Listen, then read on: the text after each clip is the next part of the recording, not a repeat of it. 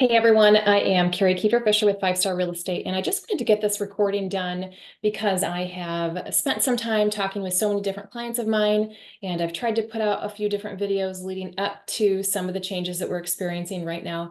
But it just felt like a good recap would be helpful.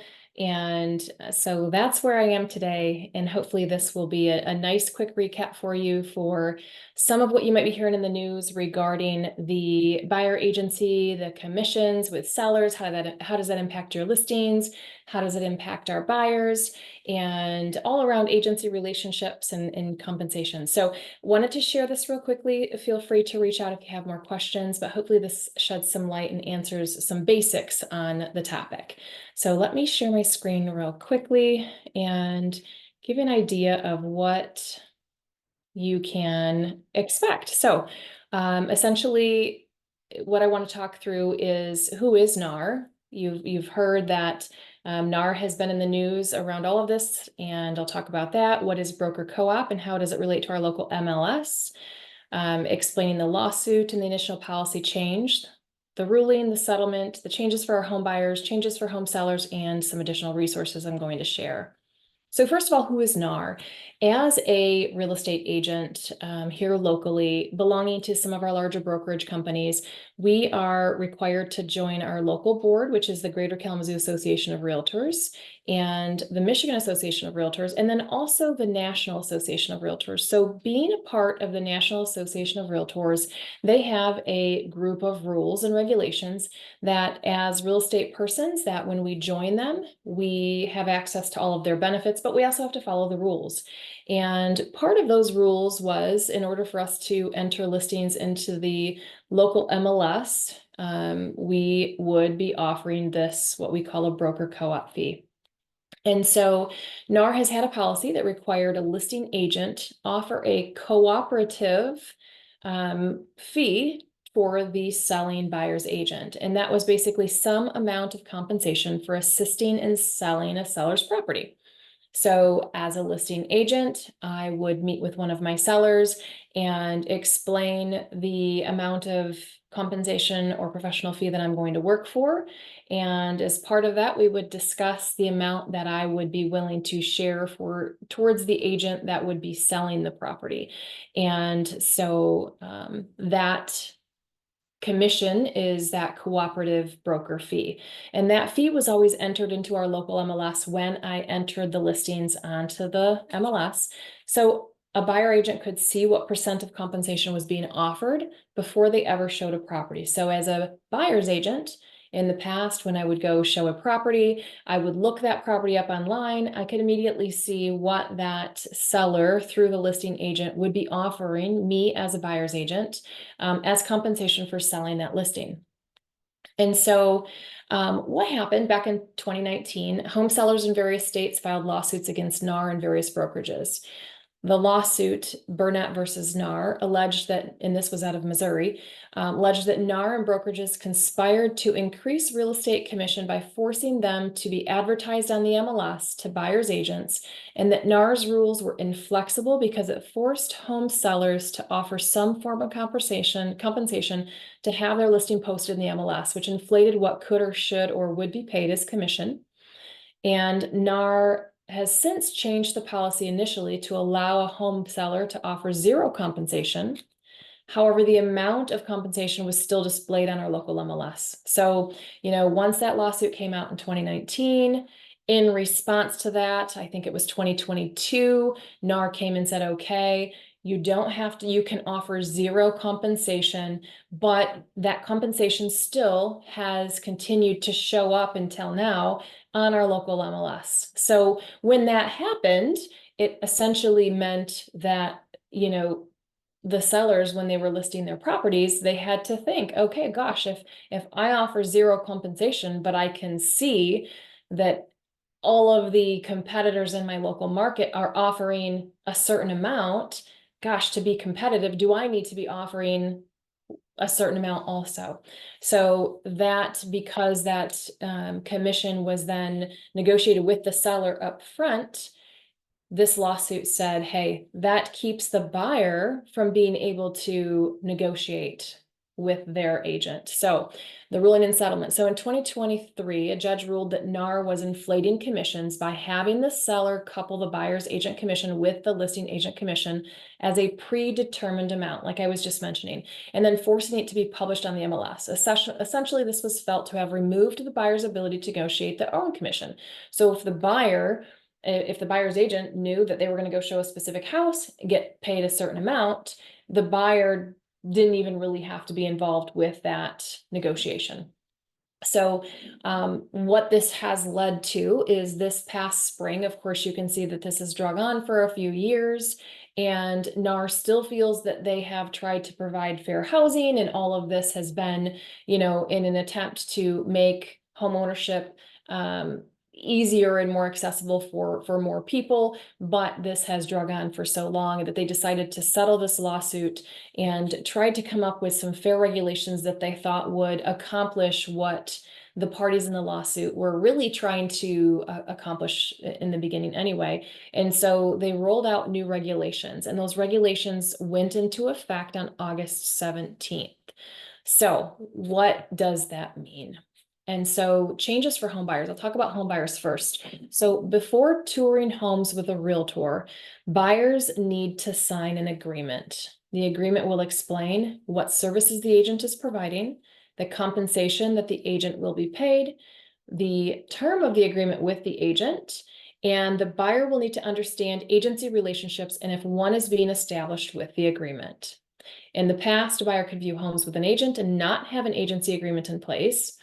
Locally, we've always had a form signed regarding a buyer agency agreement, but it wasn't typically until after working with the buyer for a while to establish a relationship or even before an offer. So some areas actually never had the practice of doing forms with buyers before this. So essentially, in the past here locally, as I'm working with buyers, until that buyer and I really get a good feel that we're working together, it's important that a buyer understands, hey, here I'm working on your behalf as a buyer's agent, but what does that really mean? And so those forms really, until we either placed offers or we got to know each other and understood that we were going to continue working together, that's when we would typically have signed those forms. But now this new regulation is saying, hey, you need to get this form signed immediately. And so let me give you an idea of what that can look like.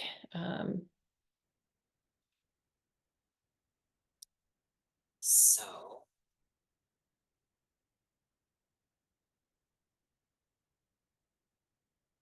there are a couple different things. If I have someone call me that I've never met before, and they call me through an online portal, say Zillow or homes.com or realtor.com, they call me, I've never met them. There is this property showing agreement. So this is hey, I'll go open one door for you. Let's get to know each other, but I still have to have a property showing agreement in place. So this allows me, it's the one date I'm going to show the property, maybe the property's address, and it's just them understanding that, you know what, we don't necessarily work together, and I'm willing to do this for free. So there you get, explaining agencies, like who do I represent or don't I represent? What am I willing to work for to open this one door? And then it just says, okay, is it one property for what term? Is it for a weekend? Is it for a one night? And so this property showing agreement covers the terms and the regulations, but it lets me work with somebody just to at least show them home if I've never met them. Because if somebody's never met me, maybe they're going to be uncomfortable signing a buyer agency agreement with me, trying to hire me. And so this one-time property showing agreement allows me to get to know someone. Well, once I know you, what comes next is a form that might look similar to this. So as a buyer, you might see something like this, a buyer agency agreement, and it just explains, what is the term? Are we working together for 30 days? I typically will work with a buyer for 3, 4, 5, 6 months. Depends on someone's situation. If I have someone call me and they're not even going to be looking until next spring, we might start something now because I'm going to help talk them through the process. I'm going to start watching for off-market properties as we prep them for next year. So then maybe I'll sign a year agreement. It just explains what kind of price range we're looking for, the compensation and professional fees that I work for. And it's going to explain buyer agency relationship, that I am going to be representing you as a buyer's agent, and the terms and the services and the commission. So this is just a little bit longer, a little more extensive. Depending on the agents and the areas, there are different forms that are being used. So our National Association of Realtors did put out a here, what home buyers, what does this mean for you? You're going to have to sign a written agreement before touring a home. And so you should understand the terms of that agreement beforehand. So what is the rate of compensation? How is that going to get paid? Etc. So just to kind of give you an idea of what that looks like. So let me get back to the actual copy of what I wanted to go through. So some areas that we have found never actually did any of the buyer agency forms. So the form that I just showed you is a form that we've always used here in our local market of the greater Kalamazoo area. We've always had that form, and we've always filled it out with buyers. So buyers understood, hey, here's what I do for you. Here's how long we're going to work together. Here is the commission I get paid. And okay, as part of our offer, we'll ask the seller to cover that compensation on behalf of you, buyer. But we knew in the past what the seller was willing to do, and now we potentially don't.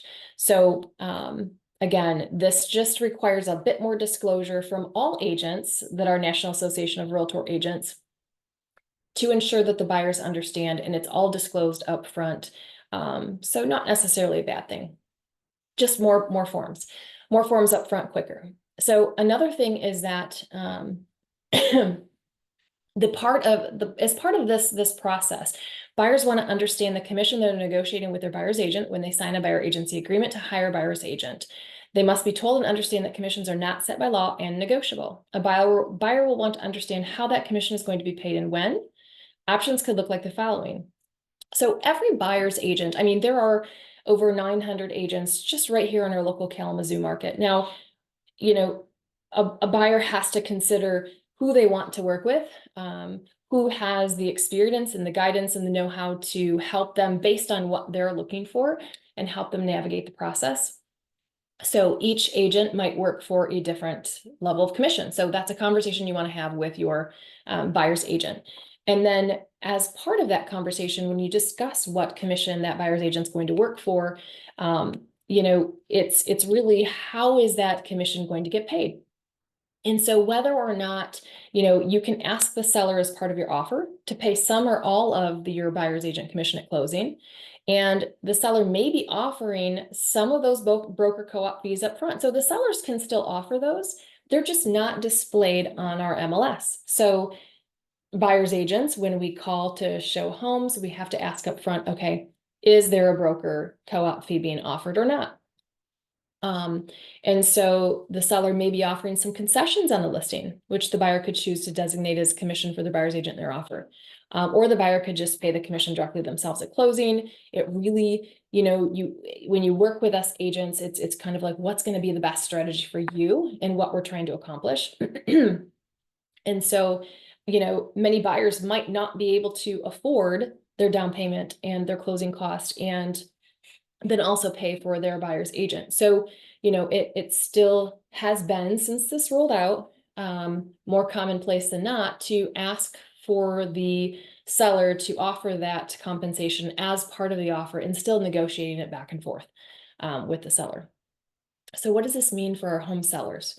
So sellers, you can enter your home on the MLS without offering buyer agent commission and be assured that the commissions are not reflected or published anywhere on the MLS. So sellers will negotiate with their listing agent to determine what commission they want to offer, if any, to the buyer's agent with their listing. They will want to discuss with their agent to understand if they can find any benefit to doing this up front. The seller may consider covering some level of commission and can do so when receiving the offer from the buyer. So sellers, you can choose when we do your listing agreement. We'll discuss, you know, are there advantages to offering that commission right out of the gate with your listing?